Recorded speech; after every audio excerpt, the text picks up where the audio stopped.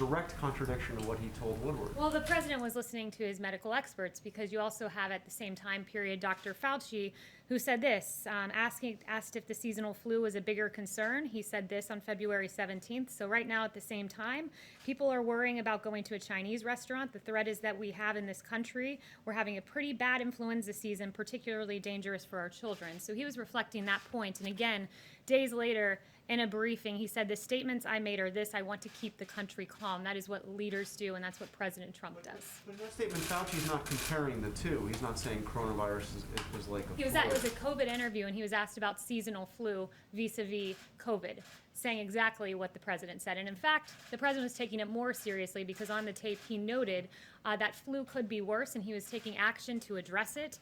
Once again, context matters. That 0 reported COVID cases. The CDC was implementing public health screenings. House Dems were preparing to file their first briefs in impeachment. 1 reported case. CDC, when there was 1 reported case, the CDC was activating an emergency operations center while Pelosi was releasing a statement criticizing McConnell over impeachment. On January 31st, the president issued a travel ban on China, one that the former vice president called xenophobic. That's what Democrats were doing while this president was acting, and his actions reflect the seriousness with which he took COVID-19.